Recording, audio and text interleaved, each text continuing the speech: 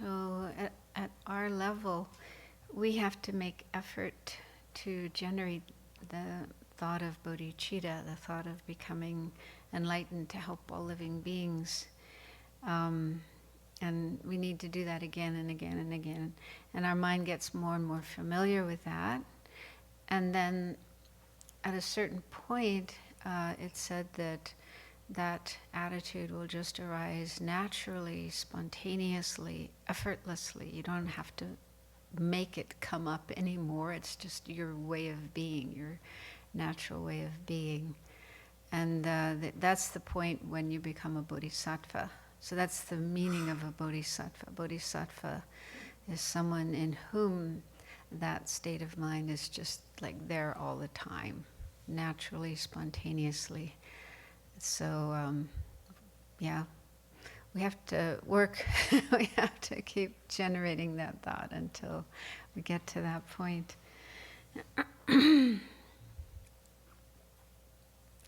So I thought to start by reading something about the Medicine Buddha.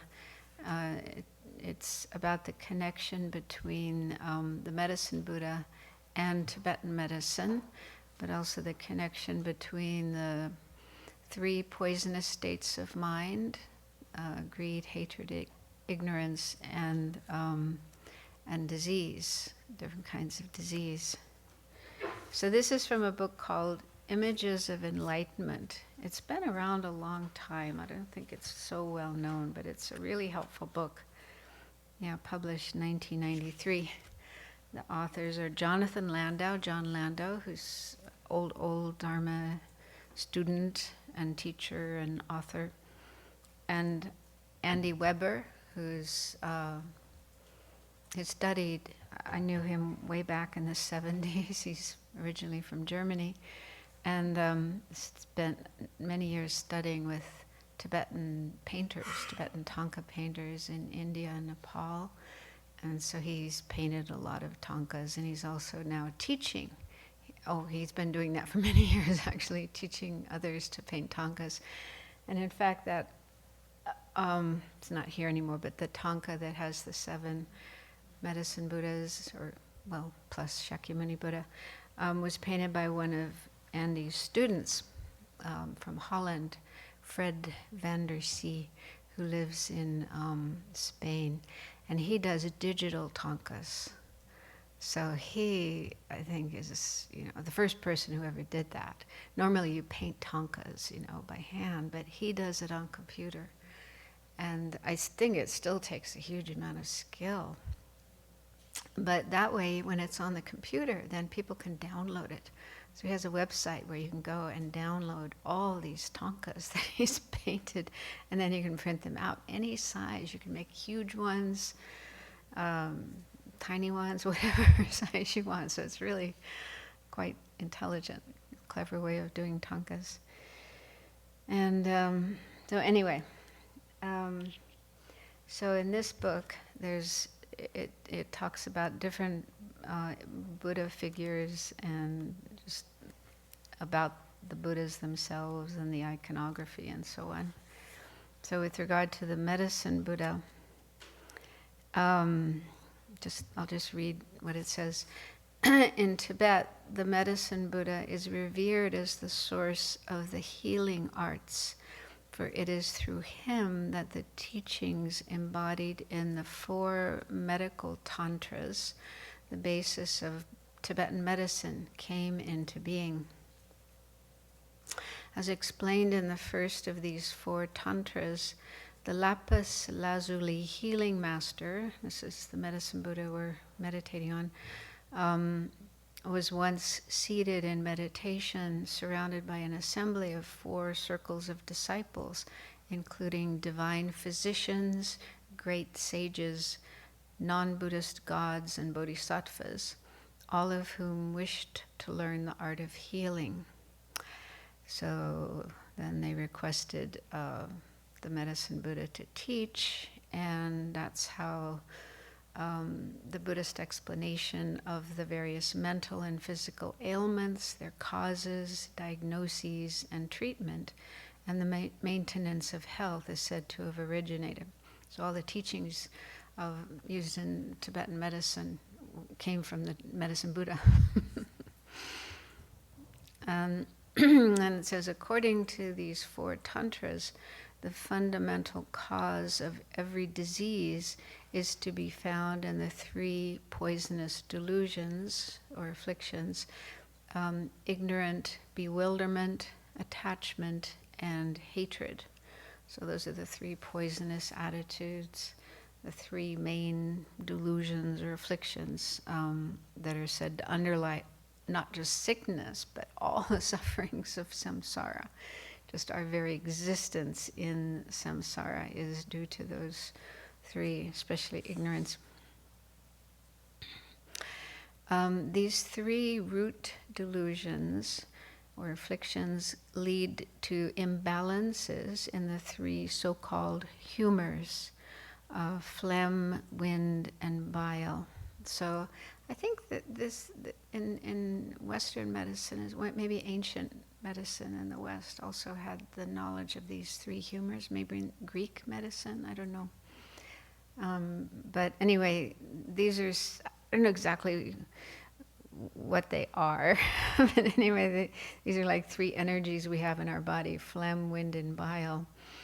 And each of them is connected to one of the 3 poisonous attitudes.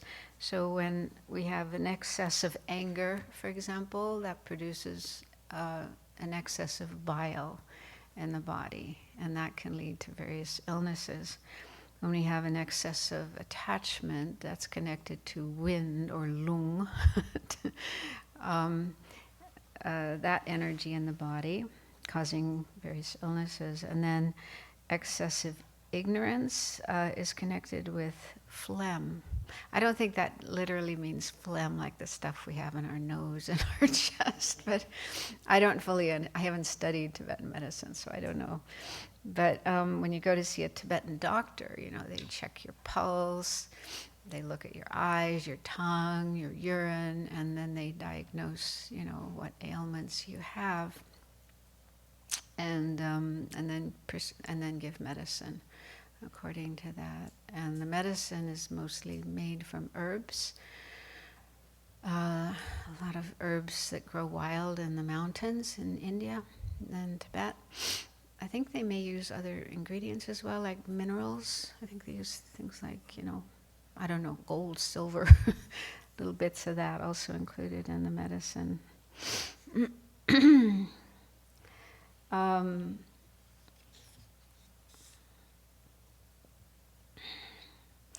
And then it says,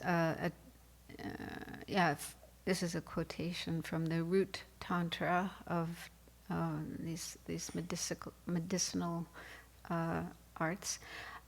Attachment, hatred, and bewilderment are the 3 causes producing imbalances of wind, bile, and phlegm. Along with these, the 4 contributing circumstances of time, spirits, food, and behavior. So other causes as well, other factors like your diet, what you eat, your behavior, how you behave. I don't know, I'm not sure what time refers to. Maybe your age. And then spirits also can be a factor. So those are other factors that cause the humors to increase and decrease. The imbalance then spreads over the skin, increases in the flesh, moves along the vessels, meets the bones, and descends upon the solid and hollow organs. So, I think there's quite a sophisticated explanation of how all these diseases come about. And so to treat disease, it's, they do give medicine, but they also advise changes in your diet, changes in your behavior. And then it also says, however, none of these types of treatment will have a lasting effect unless they are accompanied by spiritual transformation. If ignorance and its associated delusions, afflictions, remain festering inside, sooner or later they will give rise to disease and the recurring miseries of cyclic existence. Yeah, so it's not enough just to take medicine and do external things, but we also have to work on our mind. Thus, Buddhas such as Shakyamuni and the Lapis healing master are referred to as great physicians, not because of their medical abilities, as great as these are, but because they have the compassion, wisdom, and skillful means to diagnose and treat the root delusions underlying all mental and physical malaise.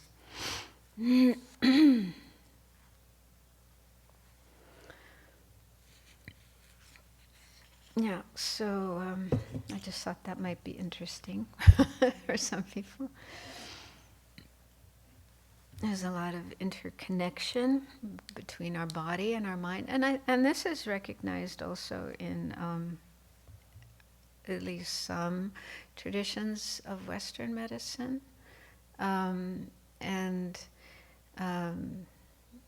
I remember seeing a book called Anger Kills, written by a doctor, and it contains evidence for the harmful effects of anger on the body, like increased blood pressure, and can lead to heart disease, even cancer.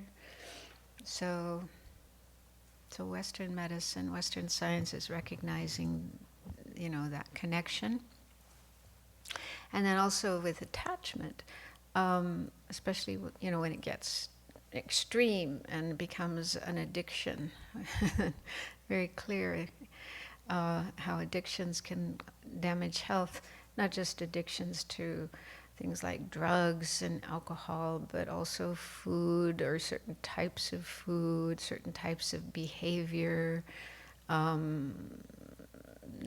those can also lead to physical ailments. This isn't something I am knowledgeable about. I just sort of read or hear about these bits and pieces. But yeah. So yeah, it just points to how important the mind is, the crucial role played by our mind in our physical health and mental health. And so yeah, that's what Buddhism specializes in, is the mind. The most important thing we need to work on is our mind, bringing about a transformation of our mind, decreasing the afflictions, increasing the positive, virtuous aspects of the mind. So I started talking about anger yesterday, and I'll continue today because I didn't get very far, but I thought before I do that, I'll introduce the next Buddha. So going upwards in the stack of the Buddhas on top of our head, the next one is called, or named, Buddha Melodious Ocean of Renowned Dharma. And the text says he's yellow in color, but this picture looks more like gold. These pictures are from the big Thangka in Ananda, the building over there. There's this big wall-sized Thangka. Who painted that? I heard somebody in Mexico painted it. Yeah. And really good quality painting. So that has the medicine Buddha, the blue medicine Buddha in the center, and then the other medicine Buddhas around. So he's supposed to be yellow, but here it looks more like gold. And has the same mudras as before, the main medicine Buddha and the one we looked at yesterday. So the right hand in the lap in the mudra of concentration. Left hand in the lap in the mudra of concentration, right hand on the knee in the mudra of giving. And he also made 4 vows about helping sentient beings. So just this is just kind of a short version, a summary of the vows. So first is to help those who hold wrong views to generate faith in the three jewels. So he vowed to help sentient beings who lack faith in the three jewels and are distant from the aspiration to attain enlightenment. So that their mind is very far from that state of mind of wanting to become enlightened and help all other beings. So he wanted to help them. He vowed that upon hearing my name, their unenlightened perverse views will disappear, and they will generate true faith in the three jewels and never regress from that and reach enlightenment. So to bring everyone into this path that leads to the complete elimination of all afflictions, all negativities, and the perfection of all positive qualities, culminating in full enlightenment, Buddhahood. And then the second, removing sentient beings' karmic veils. So here he was concerned about sentient beings who have created a lot of really bad karma, a lot of negativity, and very little good karma, and are heading for a bad rebirth in an unfortunate realm. So he vowed that upon hearing my name, their karmic veils will be removed. They won't go to bad rebirths. They will meet with good friends, probably meaning spiritual friends, teachers who can guide them, and reach enlightenment.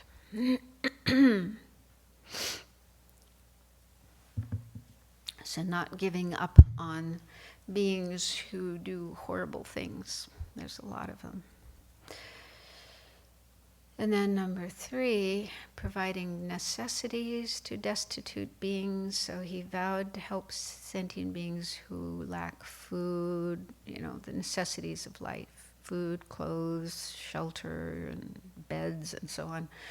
So he vowed that when hearing his name, retaining it in their mind and calling it out, they will obtain whatever they need and will eventually attain enlightenment.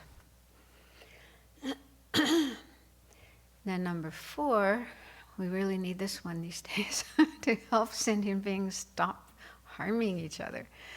So he's concerned about sentient beings who, due to negative karma, get into conflicts with each other and then start harming each other and even using weapons to harm each other. So he vowed that when hearing his name, retaining it in their mind and calling it out, they will develop loving kindness and will stop harming other beings and will practice joyful giving and then reach enlightenment. So the ultimate goal is bringing every sentient being to enlightenment, but he's focusing on specific types of beings with specific needs and situations and wanting to benefit them. And also the sutra says each of these Buddhas has their own Buddha field. It's not that they're all in the same Buddha field, but they each have their own Buddha field. And later I'll bring the book and read a little bit about these Buddha lands, these pure lands, because they're like exquisitely beautiful, and beings who go there, don't have any suffering, and they get teachings, and then they can reach enlightenment. So it's good to know there's a lot of Buddhas, enlightened beings out there ready to help us. So let's continue looking at anger, one of the main causes of suffering, including illness, disease. So,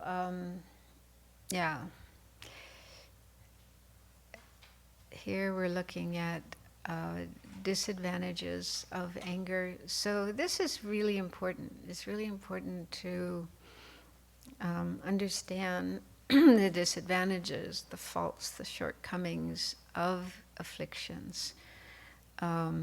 We might already think, oh yeah, I know anger is bad, let's just get on with it. But, to really go into details with that, like to have many reasons, the more reasons to see the faults of anger, then the stronger will be our wish, our aspiration, our energy to work on it and not really let ourselves fall under the influence of anger. But also, there's still there are people, maybe even here, who aren't completely convinced about the faults of anger, and people sometimes make arguments in defense of anger. I'll talk more about that later, but let's first look at disadvantages. And as always, Buddha, always encouraged us to investigate things for ourselves, not take things on blind faith. Just because Buddha said so, it must be true, but to really think carefully and look in our own experience. We have plenty of experience of being angry, so we can look at our own experiences of anger. We can also look at the world around us and people we know who have a lot of anger. So just like do an investigation of this, of these points, and see for yourself if they're true. Because I think when we do that, and if we do come to see that for ourselves, then we'll really feel, I don't want to give in to anger. I don't want to let myself be angry, even if it seems like this is the right response in this situation. Yeah, but there are alternatives. There are other ways of dealing with difficult people in difficult situations without having to get angry. Okay, so first, just in our own experience, to look at how it harms us physically, mentally and physically, so we can bring to mind experiences we had of being angry, and try to remember what that experience was like. What does it feel like in our body? What does it feel like in our mind? And it may be hard to remember, so it's better to do this when it's happening. Yeah. When anger is coming up, if you can have enough presence of mind to just look inside rather than outside, and just look at how is this affecting me? What's going on in my body? And what's going on in my mind? So check for yourself, the immediate effects that anger has on you. Is my mind calm, peaceful, clear, happy? And also, not only does anger make our mind... this is, going back, we're talking here about afflictions or delusions, kleshas is what they're called in Sanskrit. And a general characteristic of afflictions, in fact, this is kind of a definition of an affliction, it's something that disturbs the mind in a harmful way, in a negative way. So an affliction, as soon as an affliction is present in our mind gets disturbed and agitated. And it's helpful to think of like water, water, if it's just sitting there in a pot or a pan or a pitcher, it's sort of calm and cool. But if you put a pot of water on a flame, yeah, pretty soon it's boiling. Right? It's nothing but calm and cool. So it's kind of like that with our mind, especially anger. Anger really stirs up the mind. So it becomes like boiling, very unpeaceful. And then another effect that it has is it makes it hard to concentrate. Yeah, you're trying to focus on something. You probably had an experience like that, not just meditation, but at work, right? Or some work you're doing, some project you're doing. And you need to focus, you need to concentrate on what you're doing. But it's very hard to concentrate, as your mind keeps thinking about all these angry thoughts at whoever or whatever you're angry about. So it really disrupts concentration.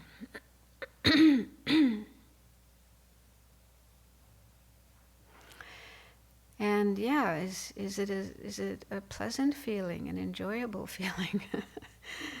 Yeah. Some people might say, yeah, I like being angry. It gives me a lot of energy. But what kind of energy is that? Is that, good energy, positive energy, constructive energy? Also, just to look at how anger can affect our other experiences that we may have, like sleep.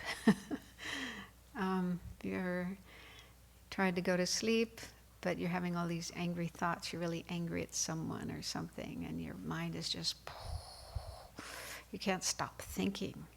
And then you can't go to sleep, right? Keeps you awake. And even if you do fall asleep, you might wake up in the middle of the night with angry thoughts and again have trouble going back to sleep.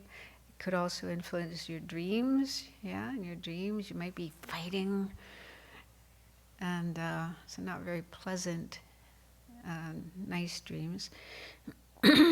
So yeah, it can interfere with sleep. It can also interfere with our ability to enjoy other things, like eating food, yeah, or being with people, friends. Yeah, instead of being able to enjoy, relaxed, nice conversation, maybe you're irritated, you're, reacting negatively to whatever anybody says. Yeah, you try to go for a walk in nature, but again, your mind is just occupied with these disturbing thoughts, angry thoughts. You can't really enjoy your surroundings. So I think, this is my experience, that anger interferes with our ability to kind of enjoy other things.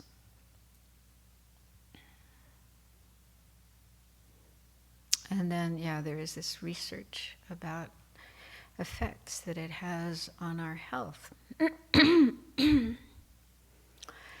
So it does have adverse effects on us, just in an immediate sense, when it's present in our mind, it affects us physically and mentally.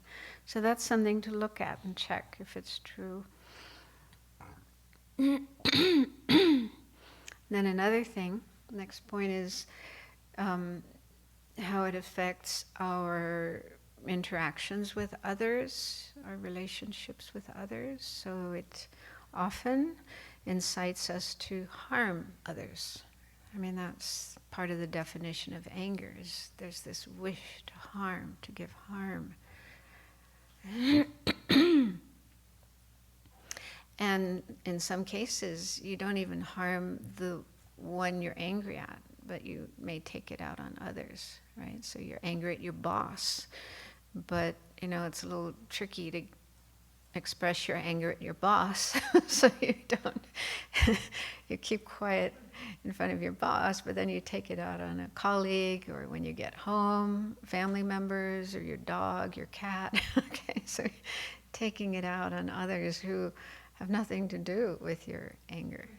So that's quite common. But so anger incites harmful behavior, harmful actions, and in worst case scenarios, it can lead to murder or, other violent behavior that might lead you to, end up in jail, prison, have a prison sentence. That's very common, people who work with those incarcerated individuals, many of them committed crimes due to anger. And I think, the other connection was drugs, wasn't it? Many of them were on drugs or drunk or whatever when they committed the crime. So that's another factor. But that's more about addiction, attachment, craving.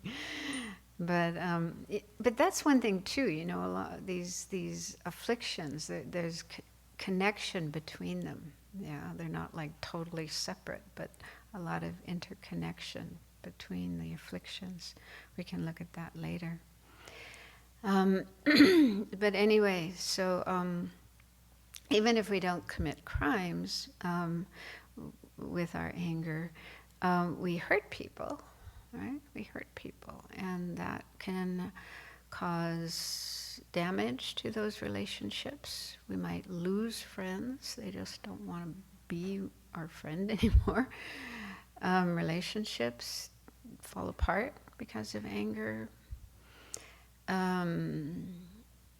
You might even lose your home, yeah, if you get angry and you trash your house, trash your yard or whatever, then you may get kicked out. Jobs, people lose jobs because they can't manage their anger. So, yeah, so they can really have adverse effects on our relationships with others and other aspects of our life. So these are just visible effects of anger. Yeah? We can see these in our life. We can see them in the lives of others. And then Buddhism talks about other effects of anger that are not visible. We can't perceive them. One is it destroys our merit, virtue, good karma, which is the cause of happiness. So we try our best to do good things, keep good ethics, practice giving, generosity, meditation, many different kinds of virtuous activities, virtuous practices where we create what's called merit or good karma. And that's the cause of happiness, cause of good experiences in the future, like good rebirths and then following the path and so on. So we want to create merit as much as we possibly can and keep it, not lose it. But it's said in the teachings that getting angry destroys merit. So merit can be destroyed or damaged by anger. So this is a hidden effect of anger. We can't see it happening, but it's said in the Buddhist scriptures that this is an effect of anger. And I think of like a forest fire, which is often started by just something really tiny, like a little spark from I think there was one in Oregon a few years ago. Huge fire. And it was started by, I think someone got a flat tire. They were driving along the road. They had a flat tire. They kept driving. And I think they finally pulled over. But a spark from there's something rubbing there. So it caused a spark. A spark flew off into some dry grass. And that started this fire that eventually turned into this huge destructive fire that destroyed so many trees, but also homes, killed animals, and so on.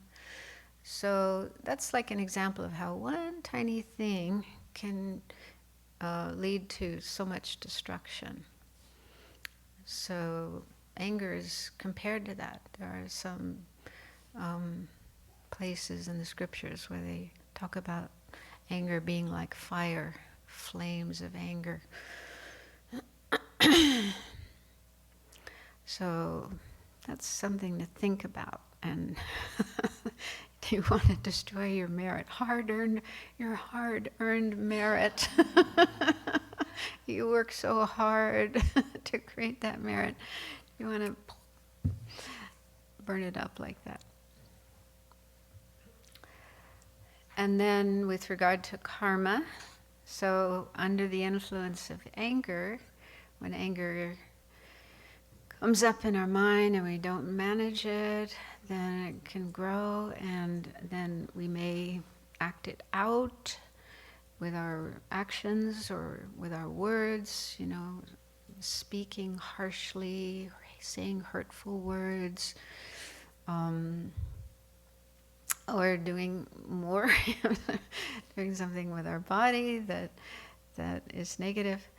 But even just having those thoughts in our mind, even if we don't act it out, but just letting our mind have angry, hateful thoughts, and maybe even fantasize things we would like to do. Yeah. So that's creating negative karma with our body, with our speech, with our mind. And so then that kind of karma, if it's not purified, is the cause of suffering, the cause of bad experiences in the future, like unfortunate rebirths. And even if you're born in a fortunate life, like a human life, then there'll be other kind of problems, sickness, people being harmful to you, and so on. So, yeah, so it's the cause of bad karma, which will lead to bad experiences in the future.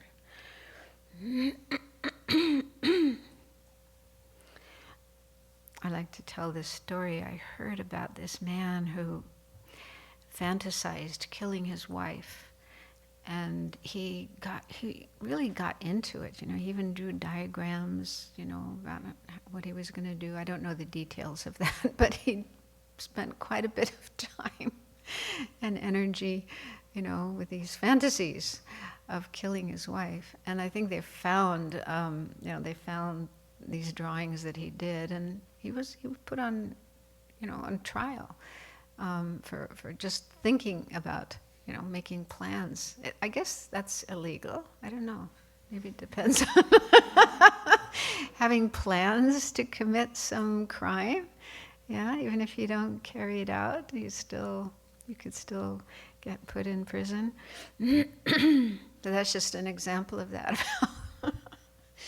What can happen in the mind, invisibly. You don't see it going on unless you have clairvoyance, but, people can be creating these, negative scenarios in their mind.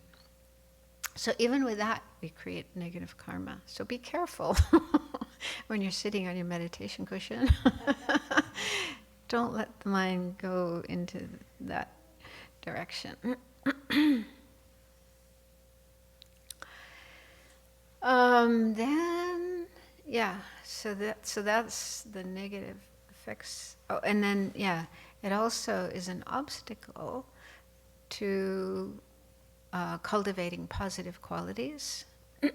So this is, a big part of spiritual practice. We cultivate love, compassion, joy, equanimity, those 4 measurable thoughts, also wisdom, lots of good qualities, positive qualities, to make progress on the path. But anger is an obstacle to that. If we don't manage our anger, we don't learn how to keep that under control and overcome it, then we won't be successful. And partially successful. Yeah, we might be able to develop loving kindness for some people, but if we still have anger and hatred towards others, then that's not immeasurable love and compassion that we need to progress along the path. And then if we can't cultivate those positive qualities, we won't be able to achieve the ultimate results, like nirvana, enlightenment, Buddhahood. So, yeah. So these are some of the faults, the problems, the disadvantages of anger.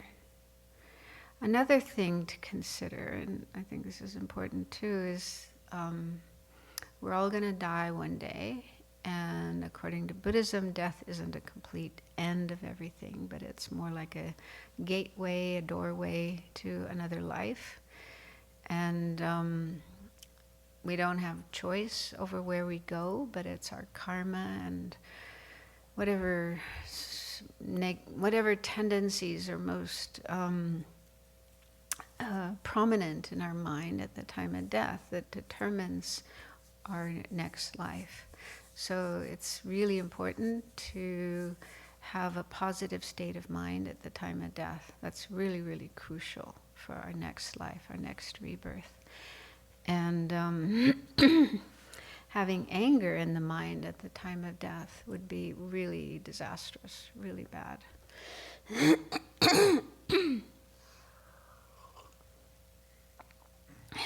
So if we don't learn to manage our anger during our life, if anger is just kind of out of control in our mind, then there's a good chance of being angry at the time of death. I mean, there could be a lot of things to be angry at. Just the fact that you're dying, you may be unhappy about that. You know, it's not my time. You know, other people are living longer than me. I shouldn't have to die at this age. Or angry at your doctors, angry at your family. Lots of, or just being physically uncomfortable, unable to do the things you used to be able to do, and so on. Lots of reasons to get angry. So yeah, if we don't learn how to deal with anger, then our mind might be caught up in anger at the time of death. And it's said that that's a very negative state of mind, and if our mind is in a negative state, then one of our bad karmic seeds, we have lots of karmic seeds in our mind from all the actions we did in this life, but also from past lives we're still carrying with us. So some of it's good karma, some of it's bad karma. So it's almost like a dice game.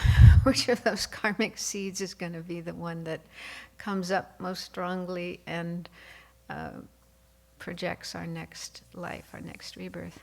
But it's said that the state of mind that we have at that time will determine that. So if we're in a negative state of mind, then that's like the ground for one of our negative karmic seeds to pop up and then be cause an unfortunate rebirth in the next life. So we don't want that to happen. We want to make sure one of our good karmic seeds will ripen and be the cause for a good rebirth, a fortunate rebirth. Not just so we can enjoy ourselves in a nice situation, but so that we'll be able to continue our spiritual journey towards enlightenment. So we need the right sort of life and conditions for that to happen. So we want to be able to keep our mind positive, not under the influence of afflictions like anger. So if that makes sense, yeah, then important to learn how to work on anger.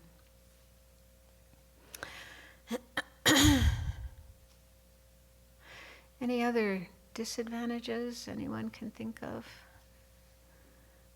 Selden? Where's the microphone?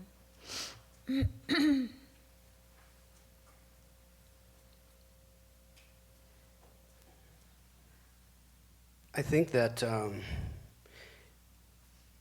I don't think it has to be big anger or even small anger, just critical thoughts that want to criticize others. I think that destroys merit. And I think not only that, but deep down, we're not going to feel good about ourselves. We might not notice it. It might, having critical mind make us feel, I don't know, stronger. But we're definitely not going to feel good about ourselves. We have that mind. And then that's going to lead to more, more. Yeah, like a habit.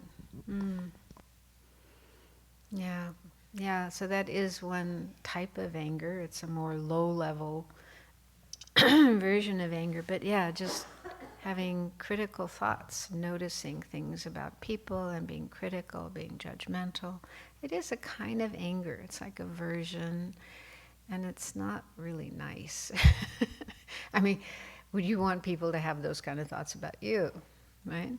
It doesn't feel good to anybody to be criticized, to be judged. Buddhas and Bodhisattvas don't do that. So it's, and yeah, feeling good about yourself.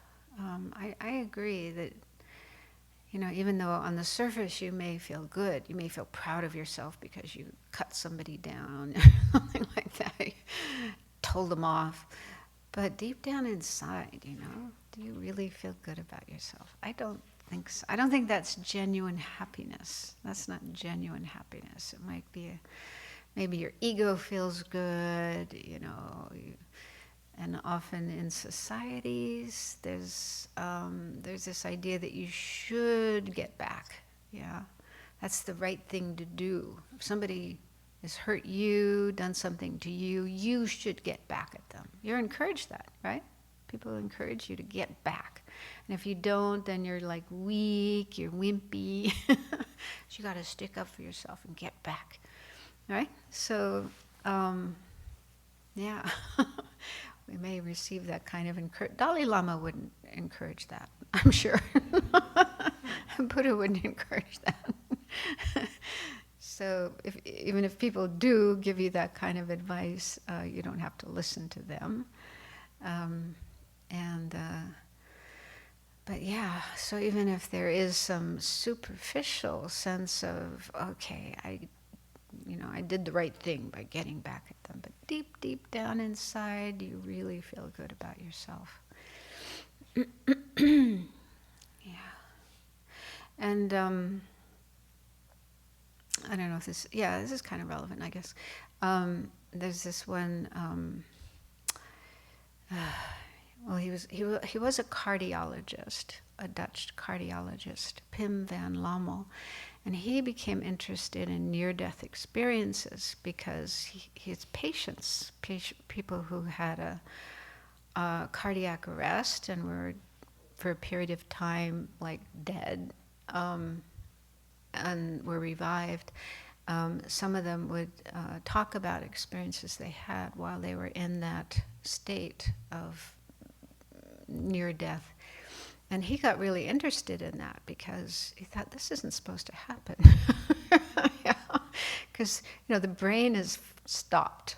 The brain isn't functioning. And yet these people are having experiences. And that's not supposed to happen according to brain science, according to medical science.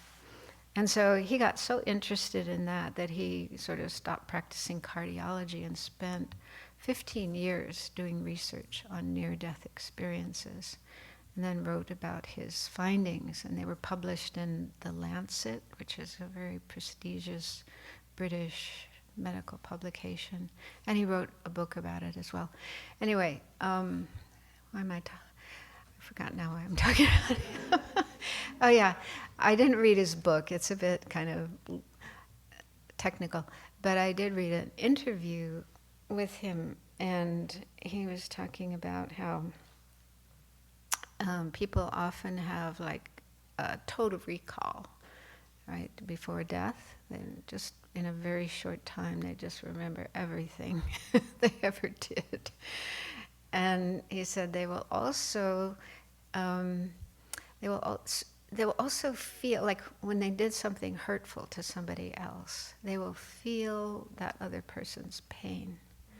And I think there was a case of somebody who remembered like being a 4-year-old child, hurting another child. Has anyone ever done that? Right? I mean, that's typical when we're kids, we get into fights, we say things and do things to hurt each other.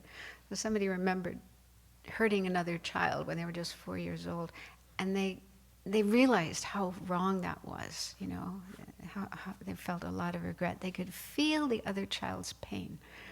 They actually felt the suffering of that other child. And so he says, the mind stores everything. We may think that we forget these things, but we don't really. They are there. They are retained in our mind, those memories of everything we ever did.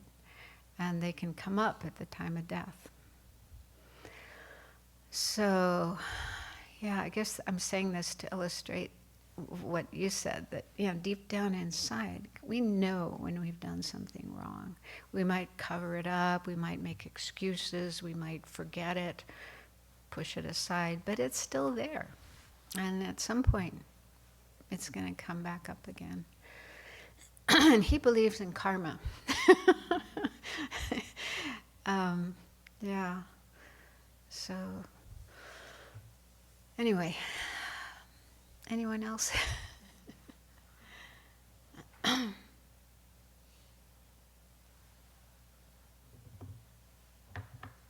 One of the main disadvantages that I experience is that when I get angry, my listening ability stops.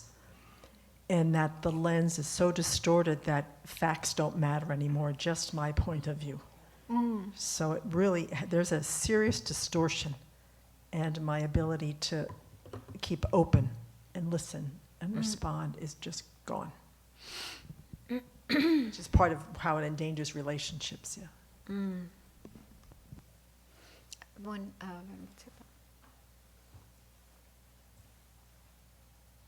Just wanted to support the point you just made. I met a woman in Australia who told me about her near-death experience, where she said she relived every negative action that she had done, and not only experienced her own discomfort in doing those negativities, but also was able to experience the pain that she had caused in others.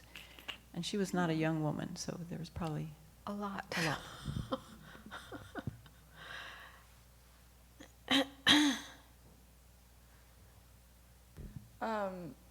I'm just curious about those experiences. Like, do you feel like that's burning karma, or not burning, like working through karma when you are feeling like the pain of, you know what I mean? Like when that's happening in your near-death experience, is that just like a review, or is that somehow working through some of the karma that was created? I mean, I haven't come across this kind of thing in Tibetan Buddhism. I don't know. Has anyone else? I haven't heard any discussion about near-death experiences and related to karma. I don't think that would be necessarily working out your karma. I think we really have to, maybe partially, but not completely. To really completely eliminate karma, we have to do more than just remember things. So we have to have regret and promise not to do it again and so on, like those 4 powers. So yeah, I don't think it's just working through karma. Okay, and then my other question was, I've heard like rebelliousness come up a few times when we're talking about anger. I'm wondering if you could say more about that.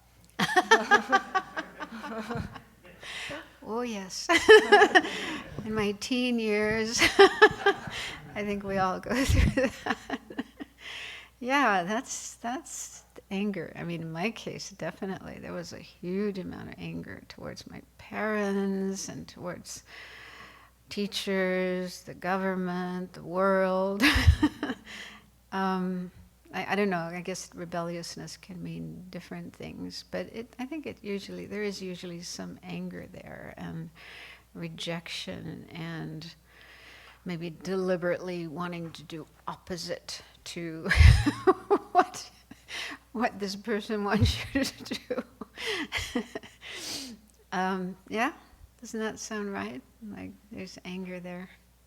When we're young, we're kind of relatively powerless. We don't have the freedom to do whatever we want, unless you run away from home. But yeah, and we don't know any better, I wish I had known all these things when I was a teenager or a child. It would have made a big difference. But yeah, so I think. But on the other hand, if we're being asked to do something that is wrong, that is unjust, that is immoral, that is,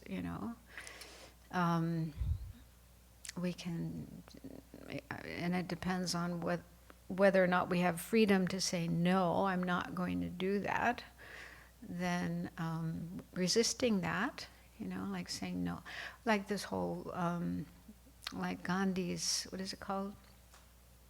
The nonviolent movement, I mean, they were doing things that were illegal. And here in this country, the civil rights movement, right? They were doing things that were illegal. They were told not to demonstrate, not to march, and they did. But that led to changes in the law to try to eliminate racism. I mean, it didn't really eliminate racism, but at least it made, what's the word, equality? Desegregation and so on and so forth. So that's like civil disobedience, but they were doing it with love, not with anger. So it is possible to be rebellious and resist and still have love and compassion rather than being angry and wanting to fight and destroy.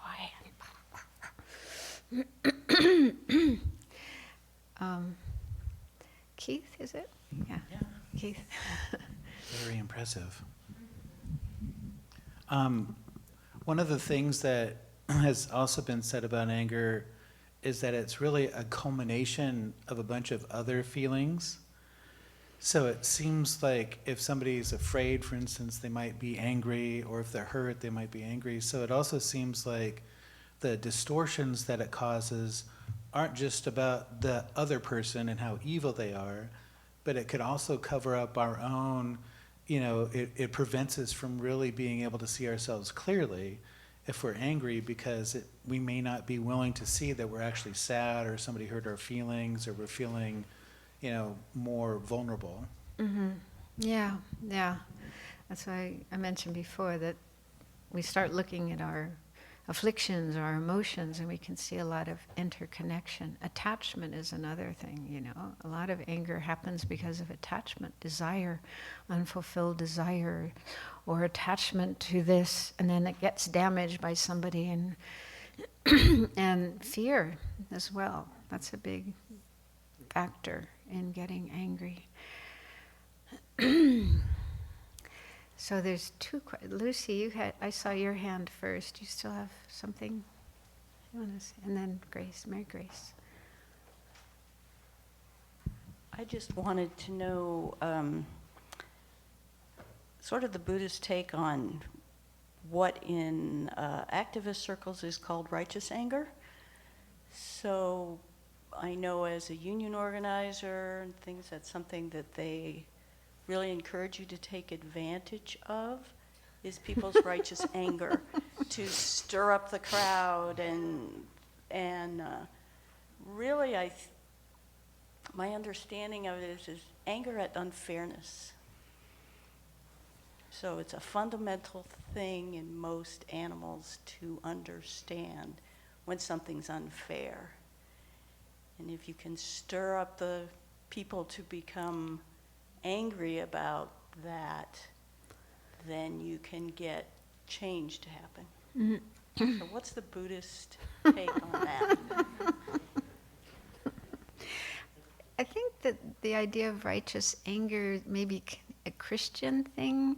That story of Jesus going into the temple, and there were money changers in the temple, and he got angry and he pushed over their tables, and like,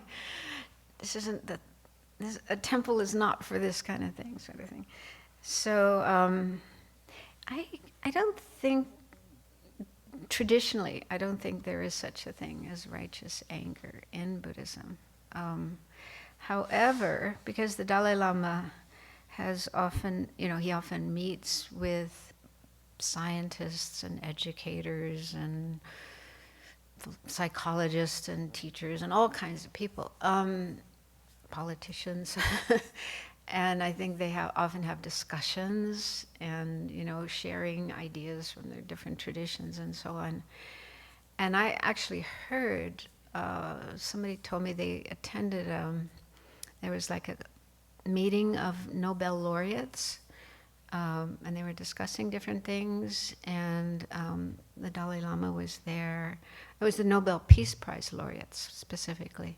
And he was giving a talk about anger and hatred and saying how it's never right, it's never good, nothing good about anger. And then one woman who was also a recipient of the Peace Prize stood up and said she disagreed. And she said, if I hadn't gotten angry about landmines, I wouldn't have done the work I did that won me this prize. So she got angry about all these landmines that were killing people and maiming people, including children, and started an organization to eliminate them, to get them taken out. So she won the Peace Prize for that.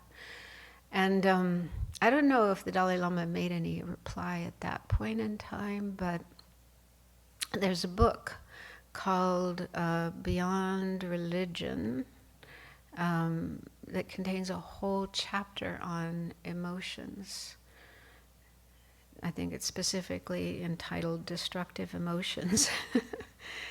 But he says in there, we have this book here, I'm sure, he talks about how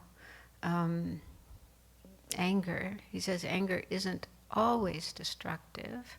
For example, in some situations, strong compassion may give rise to an equally strong sense of outrage, that is, anger about an injustice.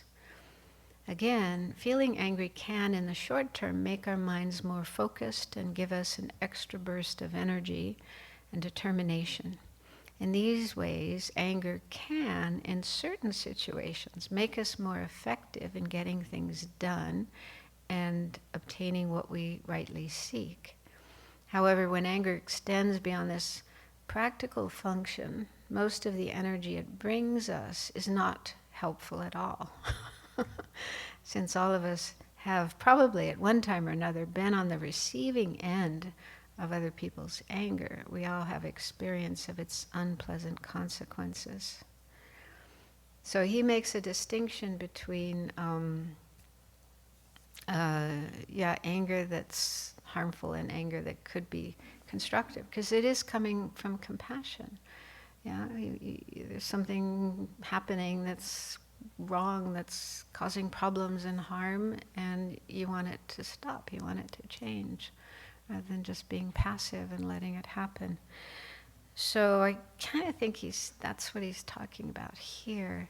But he's also, qualifying it and saying, it can give you this energy to start with, but if it goes beyond that practical function, then most of the energy it brings us isn't helpful.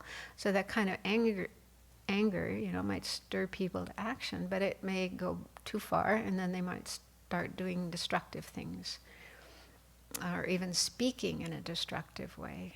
And also another thing too, that I think the book, the intended audience of that book is just the general public. But when he talks to a Buddhist audience, he talks about the destructive nature of anger and how we have to free ourselves from anger and other afflictions because they are obstacles to our enlightenment. So, I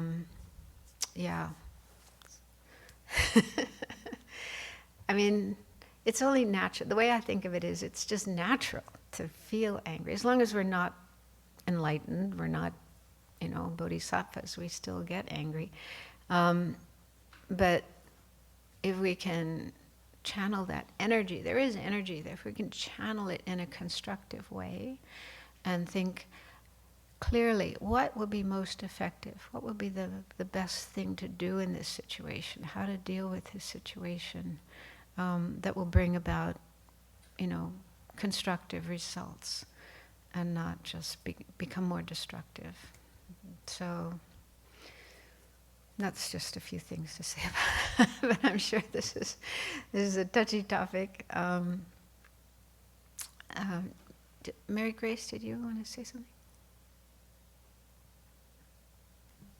Well, I was going to bring up what you were just talking about, so, but not as well as you just did that. So I was thinking about His Holiness was talking about wrathful compassion, and to have that strong compassion that allows us to work on for the benefit of others for something that needs to change. And then the other question and wonderings is that when we dedicate our virtue and our merit, it does protect it in a way. But is anger the one mental factor? I mean, anger, if we have that, a really good intention and motivation for that dedication, very strong motivation, does anger destroy the merit if it's been? Yeah, there are some places where it says that if we dedicate our merit with the bodhicitta motivation, to enlightenment, may this merit bring enlightenment for the benefit of all sentient beings, then that merit is protected even from anger. But then other places sounds like you need more. You need to dedicate it with the wisdom of emptiness. That's the thing. It's the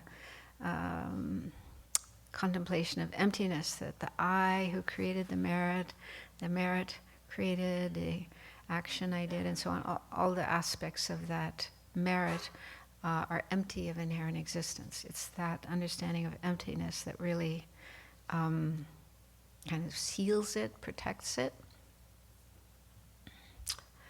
And but yeah, it's not easy to understand emptiness. But I think even if we start using words like, I think at the end of the practice of 35 Buddhas, it talks about that. Isn't there some phrase about yourself, the object, isn't it? Yeah. Yeah, so even to just say the words and try to understand it as much as we can, at least that's going in the right direction of dedicating with emptiness. I saw a hand over here. Venerable Jigme.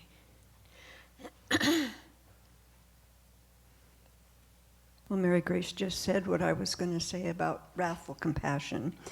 But I think we have so many words for anger in this society, and we have so few around compassion. And I think that's some of the difficulty. Compassion is often kind of seem kind of wimpy and, too soft or whatever. And when people are very compassionate, like our teachers sometimes, it is very wrathful, and we learn tremendously, and it's very helpful.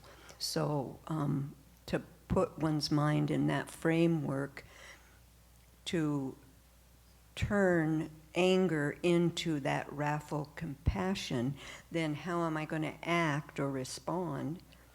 Then there's the kind of doorway that you can make it different, I think. Yeah, I guess one analogy would be a parent or a teacher whose child is misbehaving and maybe even doing things that are harmful to themselves and others. And they might first gently say, please don't do that, but the child continues. At a certain point, they have to be really and it's coming from love and compassion. Yeah, you don't want to destroy your child. You just want them to stop this kind of behavior. It's not good for them or anybody else. And so sometimes you have to show that. I think they use the expression tough love as well, like dealing with addicts. You have to be tough with them, but you're doing it from your heart, from kindness and compassion and care, wanting to do the best for them.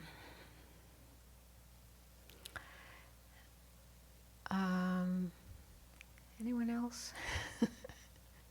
Oh yeah, what's your name? Anna Vadya.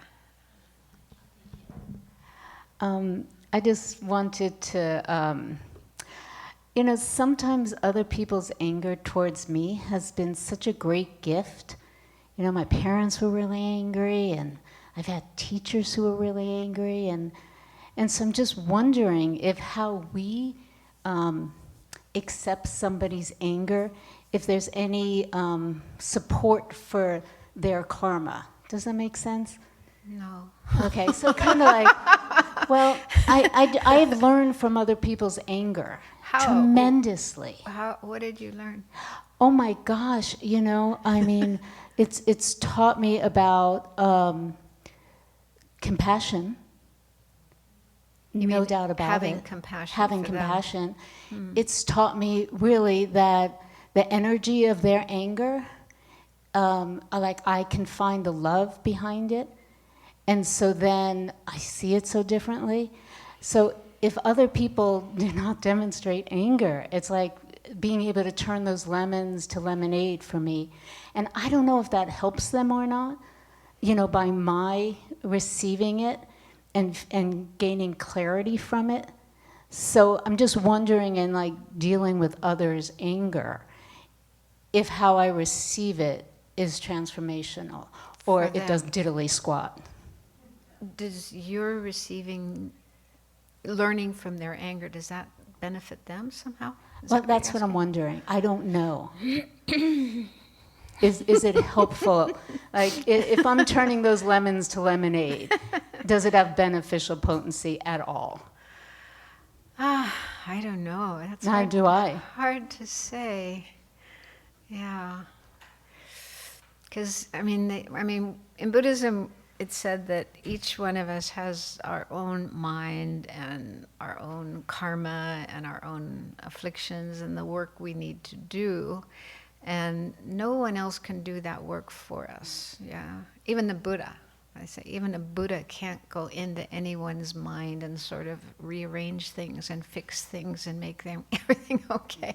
Because if that was possible, he would have done that a long time ago. We'd all be enlightened already.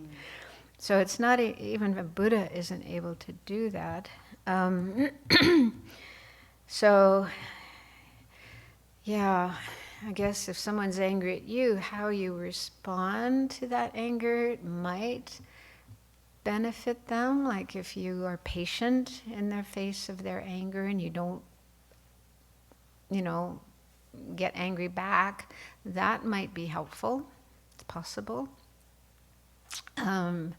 But it really depends on so many factors. It depends on that person's mind and their karma and so on. So I don't think there's any general rule about this will always happen in every case, in every situation.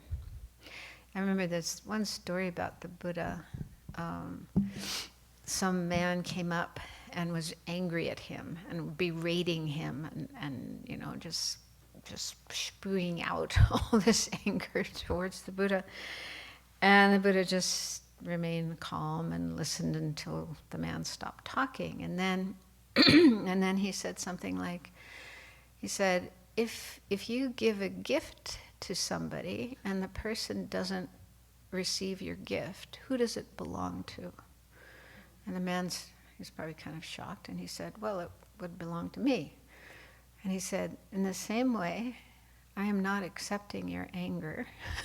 So who does it belong to? Something like that. That was the idea. And it's like, okay, so the Buddha just didn't accept all this anger that was being thrown at him and didn't react, didn't get angry in return. So he just sat, just stayed very calm.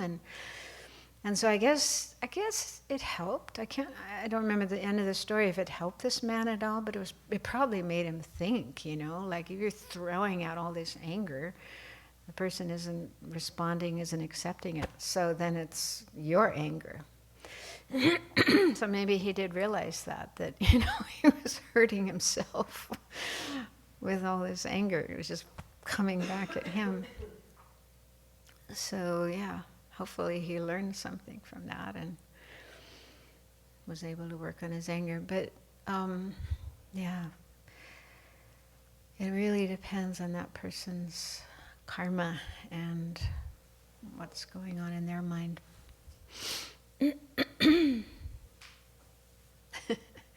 Okay.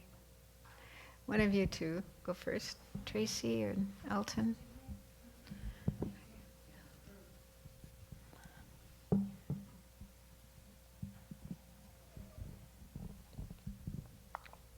Well, it's kind of a continuation on that question. And the way I had looked at it before is that if anger the anger is definitely your own karma you're creating. But if from your anger you want to act to harm someone, and then you actually don't harm that person because they see it as a gift, for instance, like she's saying, then they haven't completed the action and all the components of the action to do the harm. Does that help them then? I Or see. is it the same question? It doesn't become a complete karma for them if you're not hurt, if you don't feel hurt. Maybe, yeah, maybe that's... yeah, maybe that does decrease the karma of hurtful words, harsh words, if the other person is actually hurt. I have to check if that is one of the requirements. I think the requirement might just be that they just have to understand. I'm not sure if they actually have to be hurt by your anger or if it's enough, huh? Yeah, as long as they understand, you're speaking to, you're not just talking to a book and saying, rah, rah, rah, but you're speaking to a sentient being who can understand. I don't think they have to be hurt by your words, as long as they understand. But anyway, good try. Good thought. Good thought. Maybe a little bit less.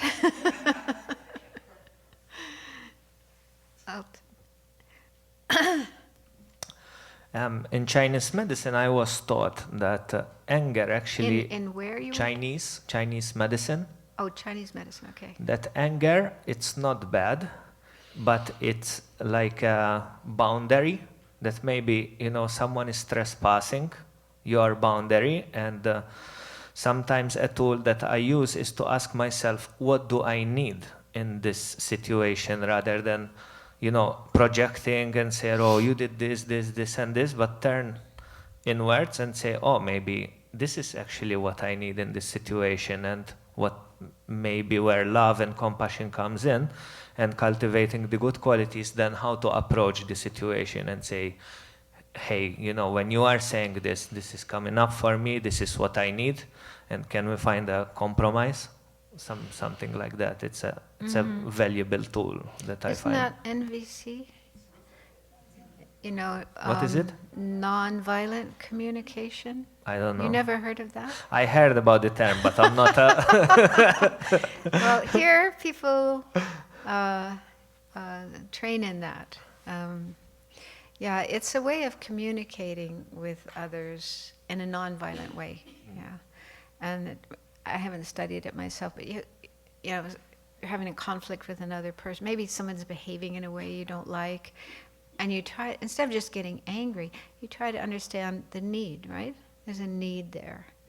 So if you can understand what the other person needs, then you're more likely to be able to provide that and not get into a quarrel. But you're talking about using that with yourself. Do you use that with yourself as well, NVC? Where you're understanding your own need that isn't getting fulfilled, and then you can bring intelligence in to figure out, well, how can I get this need fulfilled instead of just, using violence. Yeah, so it's a very effective, very, very effective method for dealing with other people, but also with oneself. Somebody over here? No, I saw the microphone being passed, so I thought somebody... Okay, one last. What's your name? Sophia. I want to thank you. I feel very fortunate for receiving all the Dharma teachings and all the teachers, because in all my years I was raised Catholic, went to Catholic school, attended Mass, and then I went in college to two religion classes, attend two different churches here in the US, I think Lutheran, Baptist, but in all those years these topics were never addressed, and they are so important. The maximum thing I heard, I went to a pastor, and he was good, very intelligent, very nice people, and all he was able to say was, in the Bible it says, "In your anger, do not sin." Do not what? Sin, commit, Think? sin, Sin. pecados. Oh, in your anger, do not sin. Mm-hmm. So do not harm people. Do not. But that just justifies. Like there is a point when it's justified, but just be careful. And then if it goes more than that, go to therapy. So that was all the advice. It's very limited. And then we have books, movies, and if when you see them, and our education is just people like, you have the right to be angry, or it's the right tool to educate people. So I'm very, very grateful for the teachings because they really help, and I can see the changes. Thank you. Yeah, I'm really grateful too, because I was brought up Catholic. A few of us have that experience. And yeah, I was brought up, be good, don't be angry, obey your parents, and so on and so forth. But, there's this anger inside. So what do you do with it? And there's no methods. You're supposed to be saintly. You're supposed to be like the saints, but there's no method for how to get from where you are to there. What do you do with this anger? So this is one of the things I think is just so wonderful about the Buddha's teachings, is there's these actual methods for working on your emotions, anger, jealousy, whatever. And they involve thinking and meditating and lots of different methods, and they work. They definitely work. It takes time. It's not like an instant thing, but gradually, using our intelligence, using our wisdom to transform our mind and transform situations. So they're just life-saving. So yeah. Buddhism, we have to thank the Buddha, and then all the great masters, Shantideva. He's a great Indian master who wrote a text called Entering the Bodhisattva's Way, or anyway, different translations, Gauging the Bodhisattva's Deeds. And there's a whole chapter in that text about patience, how to develop patience or fortitude. And it's got so many methods, so many really, really good thoughts to contemplate, to change your feelings about different situations. And wow. And Venerable Children wrote a book based on that, Working with Anger, which you can get in the little book nook downstairs. So it's more methods. So this afternoon I'll come back and talk about some of the other wonderful methods for working on anger. But this, what I talked about here, is already one method, just to contemplate the disadvantages and to recognize, come to see how, anger is harmful. And I want to find a way other than just acting it out, getting stuck in it.